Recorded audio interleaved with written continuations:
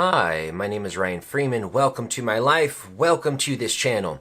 This is a European adventure story, part 5. My wife and I, after getting booted out of my uncle's house so rudely, and the violation of the promise that he made me, and yet it was completely within the bounds of his personality.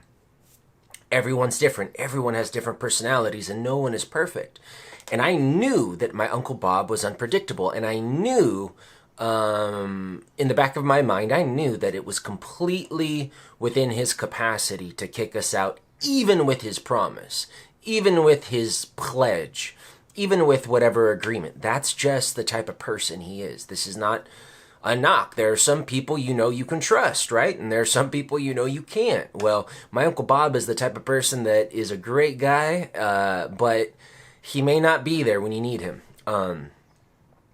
So with that being said, when he kicked us out, I was so angry. I was furious. And then I was angry at him, because I felt like he broke his promise to me and he inconvenienced us. I had this massive backpack that I only brought because I thought I was going to stay at his house from the promises he made. And now I was going to be spending a lot of money because we were basically still at the start of our trip. So we were going to have to backpack for 2.5 months without a safe shelter. I was going to have to find hotels. I was going to have to do all of these things that I didn't plan or want to do. And so, sorry, it's hot. And so, I was angry. I was pissed off at him. And I thought, sorry, get that shirt out of the way. And so, sorry, I didn't mean to do that. It is really hot. And now there's a plane overhead. So yeah, I was pissed off at my uncle for all of these reasons, which I just laid out. However, I realized that my anger and my rage was really getting in the way of first of all, me being able to handle the situation which was in front of me, which was navigating my wife and I around this island without, I had a cell phone with a spotty internet connection. So I couldn't really do a lot of things in real time. With my phone, I had to sort of trust. I mean, if I found a good spot with an internet connection, then I was able to sort of take screenshots and do a little bit of research. But I didn't have a map. I didn't have a lot of things to prepare me for this situation. I did have, however, the experience of being in similar situations, even worse, when I was a young guy in my early 20s and mid 20s, when I used to backpack a lot solo in countries that didn't speak English, and I had to rely on my instinct. And that was something that I had sort of been separated from over the years. And I discussed in my previous series, Jailed in Japan, about the biggest plague of my life between the age of basically, I'm not going to get into this in detail, but just to briefly state how this connects to what was happening to my wife and I here on Madeira, is I ended up becoming really depressed, really lost faith in my life and happiness for my life, didn't appreciate who I was as a person, didn't appreciate this world. I find that if you don't appreciate yourself, it's hard to appreciate other people. And it's hard to really appreciate yourself if you don't have self-trust and believe in yourself. And so I had that in abundance when I used to be a backpacker. I lost that when I was going about my routine as an English teacher somehow. And then the psychedelics, the jail, the benzo withdrawal caused me to sort of try to go within myself using books, using marijuana, using just basic self-contemplation. And I felt like I was back on a path towards wholeness. And funnily enough, or ironically enough, by Bob kicking us out, it ended up putting me, I had to trust myself in order for this trip to be successful. Because like the very first thing when we got booted from Bob's was, how do we find this bus station that will take us to this place, this like beautiful part of the island that juts over sea that my uncle's friend told us about. How do we find that bus station? Because we had only been there once by car, and we weren't really paying attention to the roads my uncle took. I had an instinct that it was towards a direction, but rather than trust my gut, I asked my wife, and she said, I think it's that way. My gut said she was wrong. My gut said, follow me, follow you, my instinct. I ended up following my wife, and I started to get my gut started to talk to me more and more. We're going in the wrong direction. We're going in the wrong direction. And finally, I had to stop her and say, I think it's the other way. We ended up going with my instinct, and we got to the bus station 5 minutes before the last bus, or one of the last buses, to get us to the part of the island that we wanted to go to. So that seems so small, right? And that seems like perhaps things that people every day have to rely on their gut instinct, regardless of their occupation.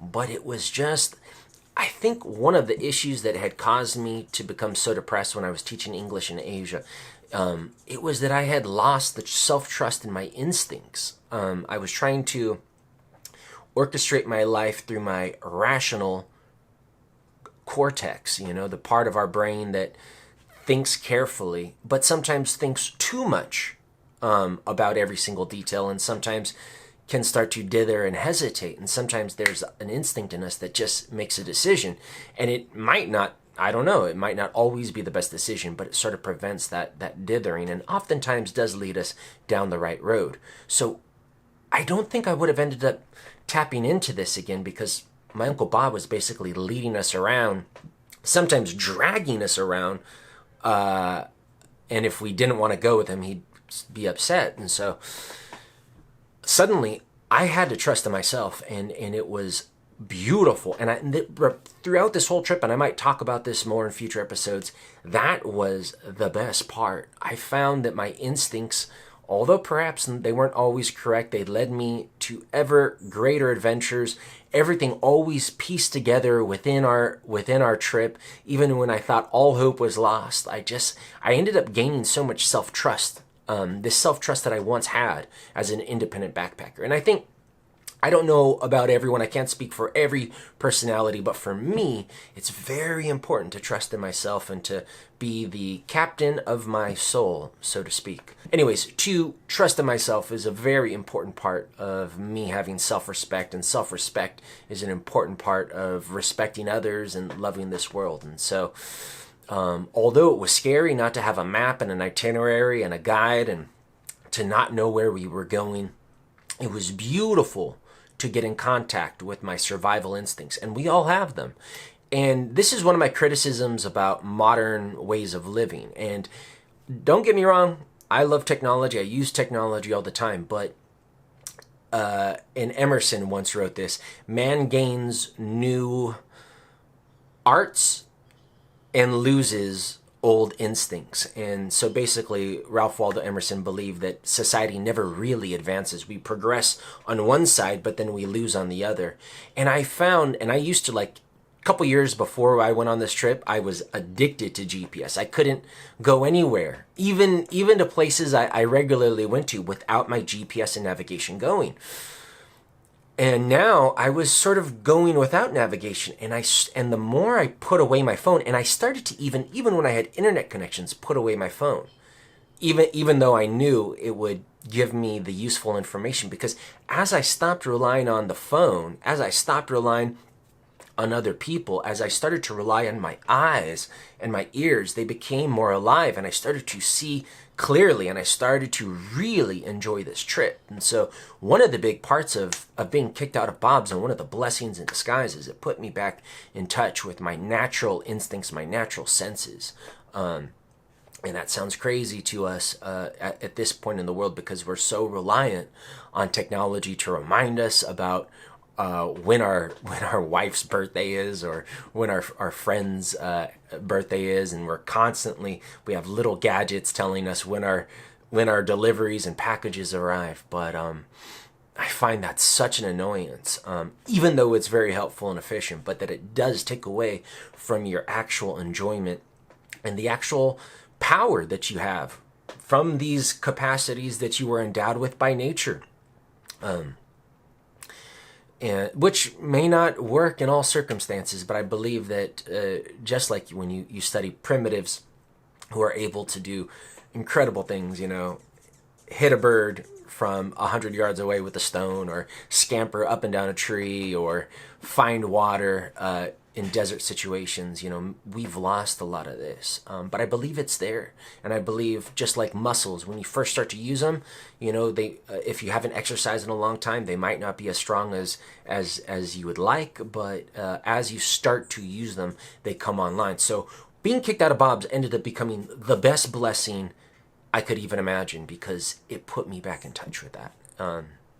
And so my wife and I, we ended up just flying through this now adventure we were on by the seat of our pants. And I still use the phone, and I had my computer, and we did stay in hotels with Wi-Fi, but sometimes I put that stuff away, and we hiked up into hills, hiked up into mountains without knowing where these trails would end, and just camped, not knowing whether there'd be a campground or rangers who would try to arrest us, and ending up finding places to hang our hammocks and beautiful vistas and the most gorgeous sunsets that you could imagine, simply because we ended up following our instincts. Just to give you one example, one time we were walking for miles and miles and miles and miles, and I was ready to collapse. I had this heavy backpack. I didn't know whether there was a hotel around the next bend, and I thought I was done. And then suddenly I saw near the trash, I saw a wheelchair. Someone had thrown away a wheelchair. I checked the wheelchair; it still worked. Had a little kinks in it, a few kinks in it, but I ended up putting our packs on the wheelchair and pushing it rather than carrying the bags on our back. So of course I looked perhaps a little like a homeless vagrant, but with an interesting way of carrying our packs, this dilapidated wheelchair, but it saved us. That wheelchair got us to the next forest, where we were able to hike up, find a place to set our hammocks, and to actually enjoy the most beautiful sunset. And without that wheelchair, I don't think I would have made it. I was literally on the point of failure. And that's another thing as well, because with Bob, everything was easy. We had a car, we had a shower, we had all of these conveniences. And sometimes one of the reasons people like to travel with a tour guide or stay at a resort is because they make everything easy. But I do believe that for humans, maybe not all humans, but at least for me, there's a great joy when you are self-reliant, self-sufficient, and when you go through very difficult trials that test your body and mind. And so as hard as some of these walks that my wife did, hiking 15 miles sometimes one day, just through, Madeira's got these gorgeous lavada trails, which are basically little mini water canals that come down from the mountain, and a little dirt trail alongside. And got sandals. Yeah, we didn't prepare quite as good as we could have, but don't cry over spilt milk. Hindsight is 2020. You got to work with what you got, and those are all the aphorisms I know for that. All right, babe. Excellent job. Look at this girl, samurai spirit. And then I'm going to help you down, and it's a lot drier right over here. Grab my hand and just look for those dry spots. There you go. Careful. Careful. All right, here we go. Back on track. The muddy track. I didn't know. I would try to research some of these lavada trails, and we would look at the signs at the start of them if they had the signs. Sometimes we walked up these trails blindly without knowing exactly where they would go. Oftentimes we didn't meet, most of the time we met no one up there, and we camped illegally or legally. I just really have no idea. We would hitchhike. One time we stayed at this gorgeous, I'll put a photo, this gorgeous frog pond area with these gnarly trees. Had a beautiful picnic overlooking the ocean. You see, this is why backpacking although difficult, it has its riches and treasures. This is a view and a camp spot that you can't reserve, you can't pay for. You just gotta hike to.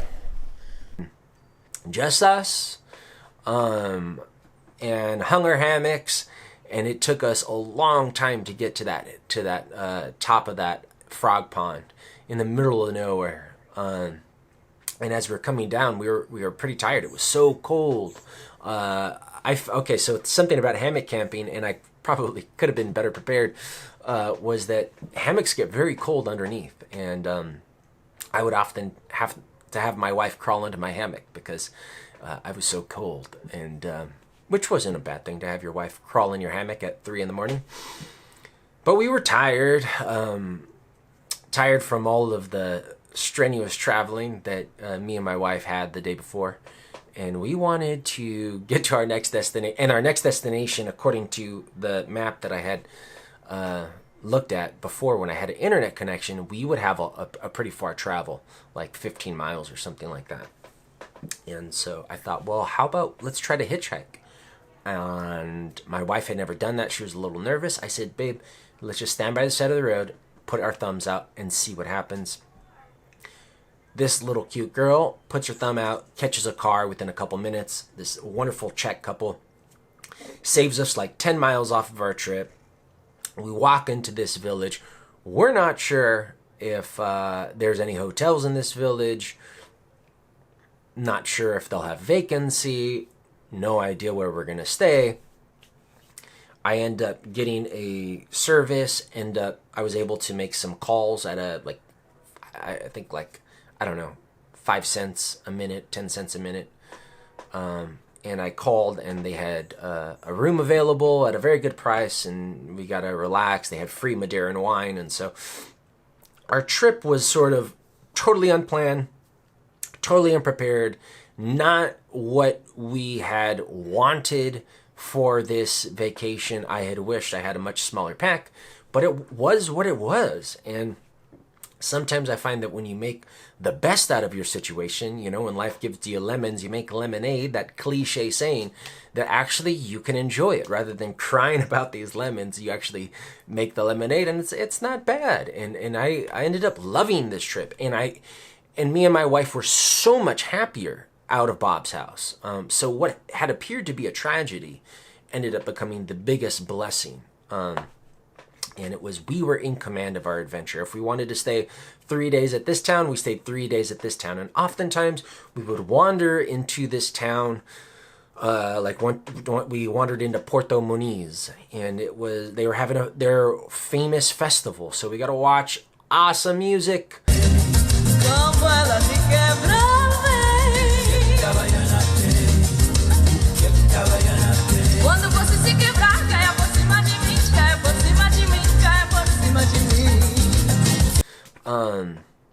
And eat cool food and see traditional pageantry and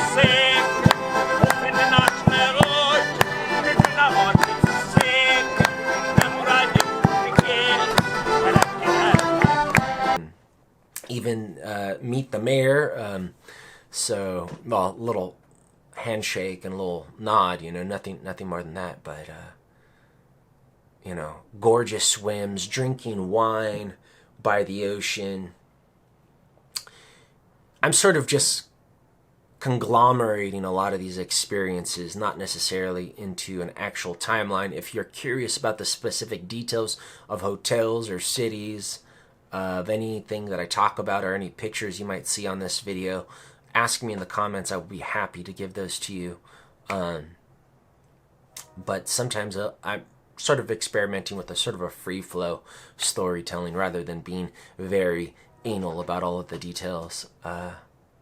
So yeah, what started off as this sort of anger at this inconvenience, at this broken promise, I actually realized ultimately I have to take responsibility for my life and what befalls me, even if other people have an impact on me, because I agreed to stay at my Uncle Bob's.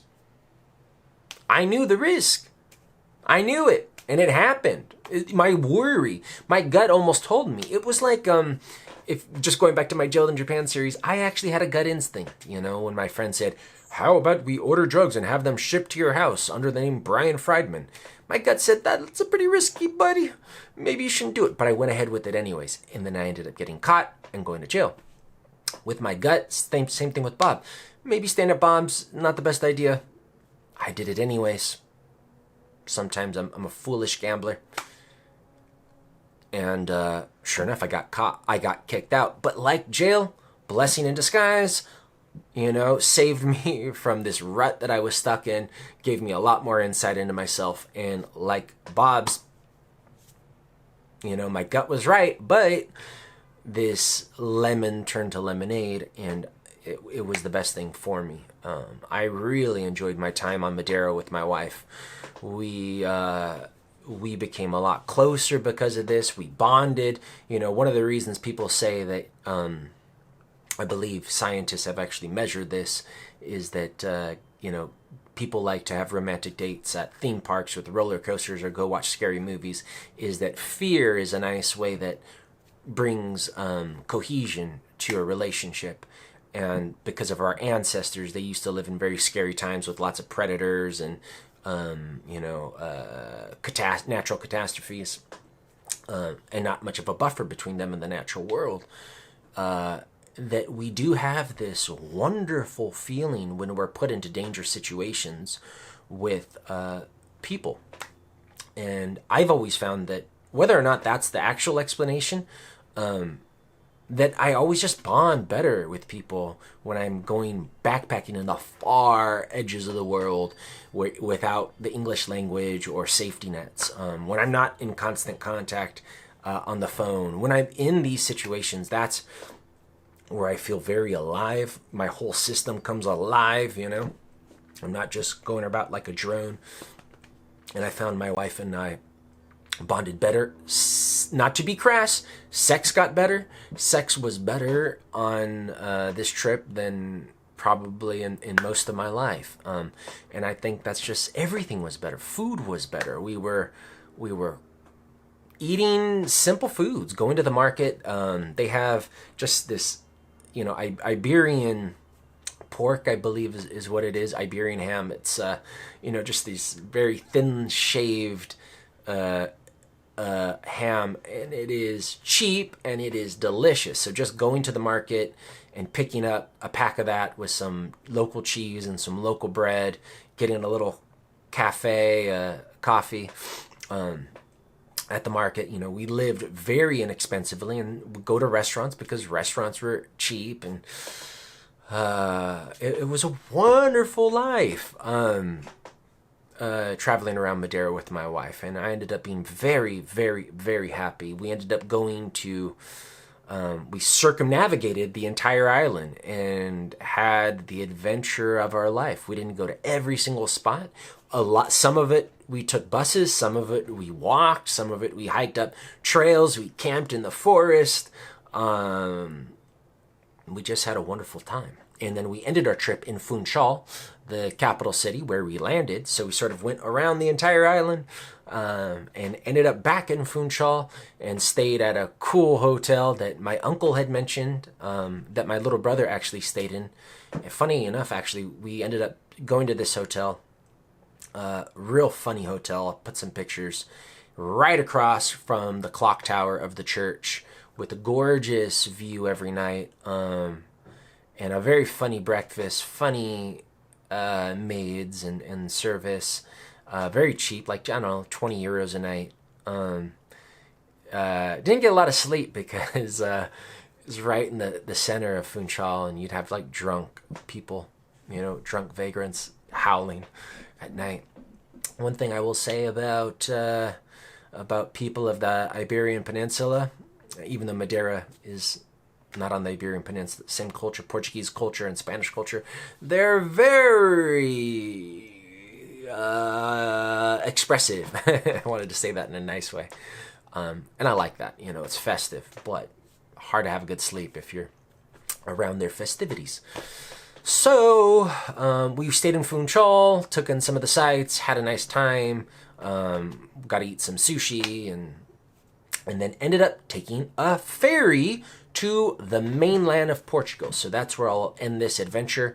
We traveled around Madeira for, I don't know, maybe almost a month or several weeks after getting kicked out of my Uncle Bob's. Few weeks. Scary.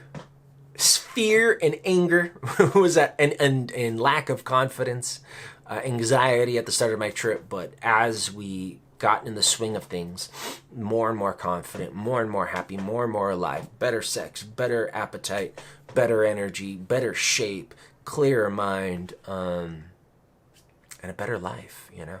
And I was coming back in touch with this wonderful universe, this wonderful connection that we all actually have, but somehow gets paved over with bullshit, you know, that comes at us either from our own creation or that we allow others to heap on us. But we all have this to the universe. And sometimes you need something like you'll be getting booted out of Bob's to come back in contact with it. My name is Ryan Freeman. Thank you for watching, and I will see you on the next episode when we reach the mainland.